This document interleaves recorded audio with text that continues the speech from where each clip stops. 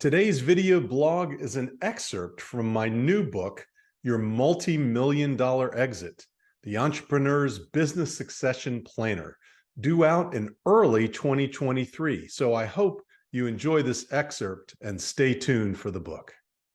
Today's topic is private equity buyers. We're going to focus on the private equity buyer's focus. We're going to focus on the types of investment the private equity buyer engages in. And we're going to focus on the two-step structure that most private equity buyers employ. Private equity buyers focus on investments that will yield significant financial returns to their investors over a specific time. They usually want to ensure your business will succeed on its own without continued involvement or additional investment beyond the initial purchase. At the same time, the best PE buyers have experience in investing in other similarly sized and situated businesses in your industry. They know the risks inherent in your business, and they hopefully understand what a successful business looks like when they're evaluating you as a target. Private equity buyers come in so many shapes and sizes that it's hard to describe a typical PE firm.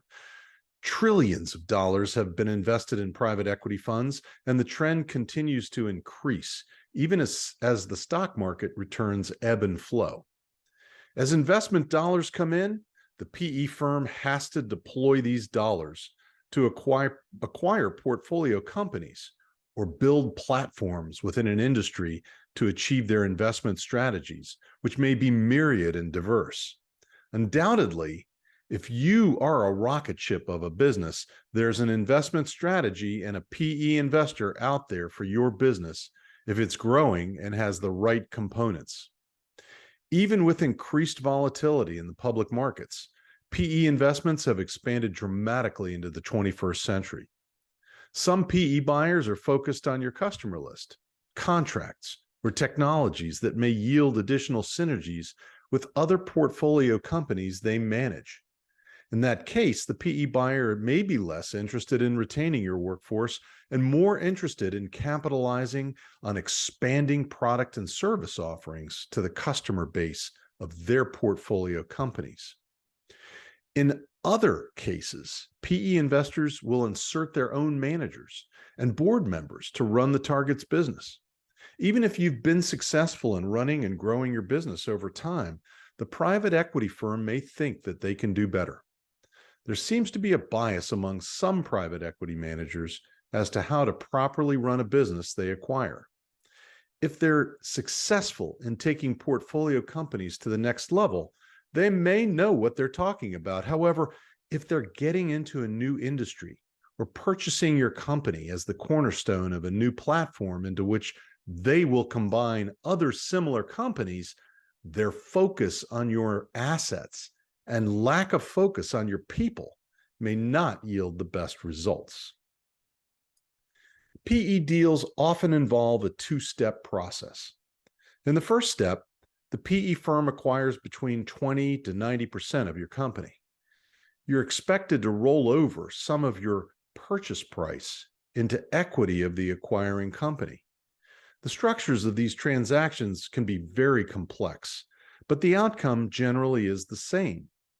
If you're going to accept a stake in the buyer's business, you need to ask whether and when you're going to be able to sell that stake to reap the benefits of the rollover equity portion of the transaction. Private equity buyers want to hold on to your business and grow it until they achieve a certain return on investment they've promised their investors. Here's an example.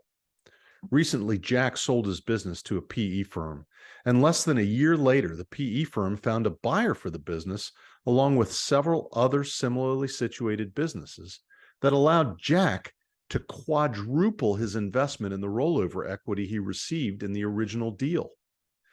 Either the original sale price was too low, and Jack should have been more careful in deciding on the original sale price, or the PE firm was able to unleash or reveal additional value to a potential buyer that resulted in benefits not only to the PE firm, but obviously to the rollover investors, including Jack. And not all deals end this way. You need to try to negotiate protections in your rollover investment documents to allow you to realize the benefits of the rollover equity. There's plenty of PE funding available to fuel acquisitions and investments. If the economy turns down dramatically as it did in 2008 and 2009, then multiples will drop and the availability of businesses to be sold at high multiples will decline. Nonetheless, sellers still may be willing to sell their businesses even at lower values. The question will be whether the PE buyer or investor is the right exit for you.